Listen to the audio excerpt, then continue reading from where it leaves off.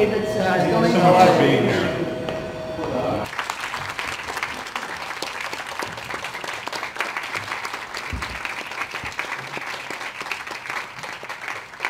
Let me first of all welcome the audience and tell you how excited I am to have short opportunities to go back to my previous identity, which you have mentioned when I was teaching and lecturing, and then to use this opportunity of communicating with students and professors and to build a dialogue that is not completely political oriented, and to discuss issues which are maybe of an origin different than ongoing political debates and discussions. I think we've decided, unfortunately we have a very short time, and I think that it would be great to interact with you and to give a possibility for questions and answers and discussion. So I'll have a very, very short introduction about what I'm doing here and what I'm doing there overseas in my country. And it relates, and it is in context of the audience that I'm engaging in, because when you are in law school, you are talking basically to future lawyers, to future professionals of jurisprudence, and people who are going to determine either future shaping of legislation or future lawsuits and cases. I mean, you are the ones that are engaged in the legal processing issues, but I'm the one who is not lawyer. My background is in philosophy, and I'm now engaged in politics. And I think that there is something common, and at the same time something essential to all of us and what we are doing in our lives and in our business. And that something essential is something that is determinant for me in being now here in New York, or for what I'm doing in my own country. And let me tell you what that is. And apparently that is a very interesting and a very essential concept of rule of law that became the main part of my political agenda. And let me tell you why. Because in any politics, be it US, be it Georgia, be it other country, not only in local politics and politics of building your own societies, but also in international relations, it seems that one of the basic concepts that I have to deal with and that determine my political agenda, my communications, my political targets and drives, it is not actually the legislation or the decisions taken or the principles that are written, but it's an ability of political leaders, of society, of international organizations to stick to the rules which are put out there and which are spelled out and written and committed. And this is very important because what I see, not only in the international relationships, but in internal politics, in any of the democracies, be it US, be it Georgia, be it other country, is that the ability of country to grow and become stronger is in decision of people, political leaders and actors in society to be bound to the rules. And here when I'm talking to lawyers, you are probably thinking, which rules are you talking or discussing, and what are those rules which are important? And I'm saying I don't talk about the content of the rules. I'm talking about the decision to stick with the rules.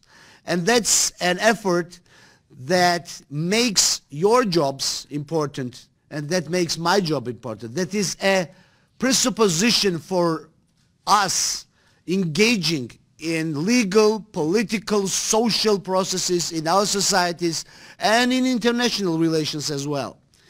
So basically it's what I'm dealing with. Basically this is my political agenda. Basically this is the main challenge for me, and one of the things that I would raises a question to you and maybe a question to me also for a discussion is what can we do as lawyers, as politicians, as members of society, as diplomats to enforce the agreement that we all play by the rules, that we all are bound to the laws that we develop and establish. And why is this important for lawyers, or why is this important for politicians? Because elsewhere, if each of us, if we don't commit to the process, if we don't cement the unconscious or even conscious decision that the written law is the main thing that determines possibility of each of us to interact with each other, if we don't commit to this, then we find ourselves in the situation where our actions, our engagement, our membership of society becomes a little bit absurd or different, or is bound to other kind of rules of the game, unwritten, but maybe decided or thought about.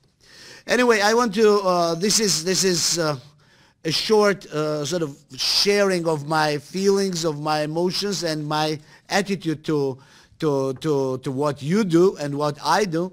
And I'm open to start a discussion or questions or answers, but once again, thank you for listening to me. Can you explain why it is important to understand psychologically why the Russians are doing what they are doing, if not to excuse it? I think that it is not important. I think that the important part about Russia's aggressiveness is to condemn aggressiveness. I mean, trying to sort of package the violations of the law is a wrong thing to be done in international relationships. We have to face the fact that a country which is very powerful, is a nuclear power, and has a huge army. No matter what is the psychological explanation of the acts of occupation of its neighbors, we have to condemn it. We can start it could be started to be explained in history textbooks after everything is overcome, but the main thing is a fact, and that's where I'm talking about the rule of the law, that you have a violation and you have to react. Maybe you cannot react effectively, maybe you cannot engage militarily, but be absolutely, every and each of one of us should be consistent with the message that a violation of the rules of the game is equally dangerous for the violator as well as for the other countries. And let me give you a short example specifically on the Ukraine case. 2014 was the 20th anniversary since Ukraine has agreed to disarm its nuclear arsenal in 1994. And we remember, I mean, our generation remembers all the process in the 20th century about nuclear disarmament and how important it is that so we don't fire nukes at each other. And Ukraine does this in 1994. And UK, US, and Russia are the guarantors of this agreement that after this act of a peaceful and a goodwill act of disarmament, Ukraine's territorial sovereignty will be guaranteed and secured. And it's sponsored by UK, US, and Russia. And on the 20th of the anniversary of this great occasion for the humankind, when one of the countries decided to disarm, what we get is occupation of Ukraine. And what is the message after this that we are trying to send to other countries when we are asking them to disarm from their nuclear weapons? Doesn't this question, wouldn't they ask the question, well, Ukraine did this and look at what they have got. Their territories have been occupied. So those kind of violations, they not only affected Ukraine, they did not only affect Georgia, they affected everyone else in the world. Because when you violate the rules of the game, when you try to explain that there is some kind of back thinking, some kind of reasoning, some kind of things that you can, through which you can tolerate occupation of one and another countries, you are pushing and pitching other countries to same actions. And that is the situation that we have seen, because in 2008 parts of Georgia were occupied. And they were theorists and psychologists and, I don't know, political analysts that tried to explain why Russia did so. And there is a result of that explanations, and as a result of that thoughtful concepts, which did not clearly condemn Russia's action but tried to explain it, we got 2014 in Ukraine. We got occupation of an independent country. And if we try to continue to explain, to try to soften why Russians did so, believe me, we are going to get another cases in the area of Russia. And believe me, not only Russia, because you will give a very good hint to other powers in the world who will start thinking in the same kind of format. If I have nuclear weapons, if I am superior on my military opportunities, why don't I use it with my neighbor? And I mean, imagine what is the humanitarian consequence of this? What is the political and geopolitical consequence of all of this? So what I'm trying to say is that violation of the rule of law, not the actual, the violation of the whole concept of rule of law, that law could not be broken. It has a consequence effect in all society, even in people or in countries who are not engaged in actual case. A long-time commentator, researcher.